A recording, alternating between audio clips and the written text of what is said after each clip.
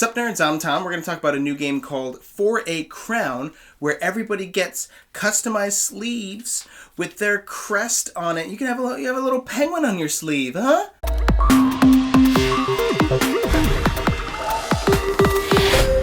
So I know it might look like there's kind of a lot on the table and that this is a relatively deep strategic game, but I would almost classify this as like a pseudo party game.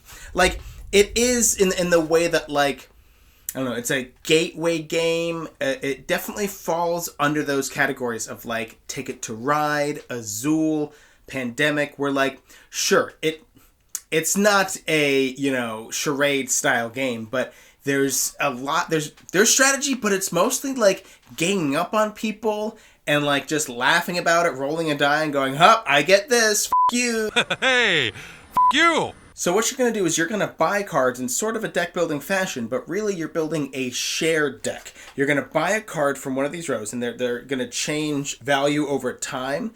The cheap ones are going to get even cheaper. Things are going to become zero. You're going to add zeros to the row here to tell you how much things are. So eventually things are going to be much, much cheaper because you're going to have fewer rounds in order to actually utilize them. But you'll grab the card, you'll add it to one of your sleeves. So the card has an ability on it, but it also now bears your crest. And it gets shuffled into the main deck. And the main deck it's at the very beginning, it has some events that just are global that happen to everybody. But that's kind of like how you do your turn. That's the main focus of the game, is we're going to shuffle this shared deck that now has some of the regular events and cards from everybody, right, that they purchase, that they put their crest on, and we're all going to one at a time flip up these cards. And when we flip up a regular event, sure, that happens to everybody, but when we flip up a card that bears your crest on it, now you get to do that action, which may affect other people at the table. It may just be you gain a ruby and you gain a coin.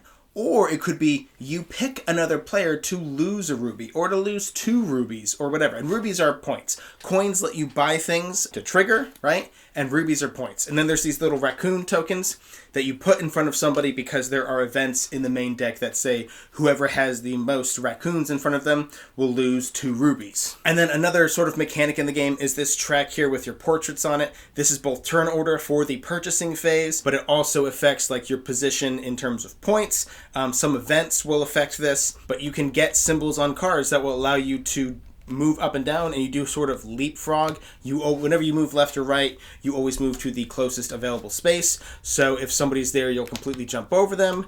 And if there's a clump of people there, you can jump over all of them to get to a new spot or whatever. And you don't always have to just move yourself. You can move other people, so you can make deals. Hey, if you don't move me down, then when I get my ruby stealing card that you know I have, you saw me buy it, I won't choose you to lose a ruby. But that's mostly it. There really isn't much more to this game. Coins, buy cards, add them to your sleeve, shuffle them in, flip them up, and do what they say. So it's really like the strategy is, of course, in purchasing the right cards. You do what you want to do, but you don't know when they're going to come up. They can come up randomly during the middle. Sometimes your cards just happen to be stacked all towards the top, and you happen to do all of your actions, and then nothing. You're just getting attacked for the rest of the game. Or, much more favorably, you could be most of your cards tend to be towards the bottom of the deck. And then, hey, you can do all of your things and nobody can really retaliate, right? Now, of course, those are rare instances that I'm talking about, but that's the type of thing that could happen, is you're buying cards that you think are really strategic and are for your plan and what you're going to do,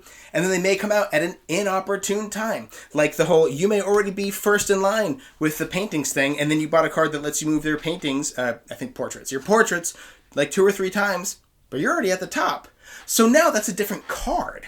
It's not one that gets you up to the top. It's one that lets you make deals with other people because you got to move somebody. And the raccoons is also a really interesting mechanic because whoever has the most or tied for the most of these raccoon tokens in front of them when that card comes up, they're going to be the ones who lose rubies. So when you have to give out 2 of them, sure, you could just give a bunch to the same player, but then once that card triggers, by the way, they lose all that one player who lost 2 rubies will also lose all of their raccoons. So you could be spreading them out evenly. Now these 3 people are all going to lose 2 rubies when that card comes up. Or maybe, you know what, I'm just going to give out 1 raccoon. I can make one person there the majority, and then, hey, those other ones there, maybe that won't trigger for a while. Or shoot, do you even know if that card came up this round?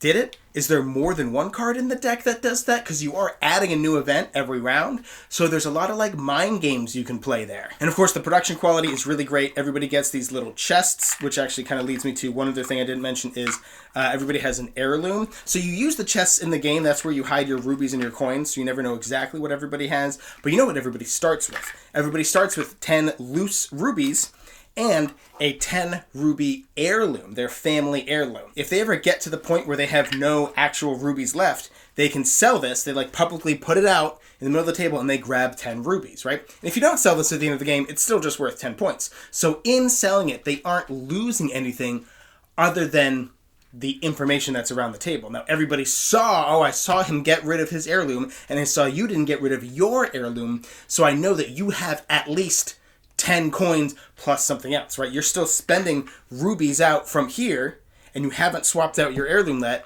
so you have that 10 heirloom, that 10 ruby heirloom sitting there with some rubies on top, right? So we know you're going to be a target now because we think you have the most points. And that selling your heirloom thing, when I was reading the rules, it kind of felt like it was describing it as though it's a rare occurrence. Like, you know how some rules will be like, well, if you can't do anything on your turn, you can always gain 1 coin. Like a last-ditch effort, you know, it's something. But it happens all the time. In fact, I haven't played a game of this yet where it doesn't happen. And moreover, I think it happens to almost every player. Now, granted, with large player, I actually haven't played this with low player counts. What is it? 3 is the lowest. I haven't played it with 3. I would probably almost always try to play this at max player count because that's the best way to play it is for there to be a lot of salt to pass around the table. It's a great intro game, a great quick like warm-up game. Again, it's pretty silly, and again, you can attack other players at the table, right? So you could get a salty player who can't handle that very well, right? And now they're upset and they don't want to play anymore. They want to go do something else. You know, you have to know the people that you're playing with. But I have very little complaints with this game.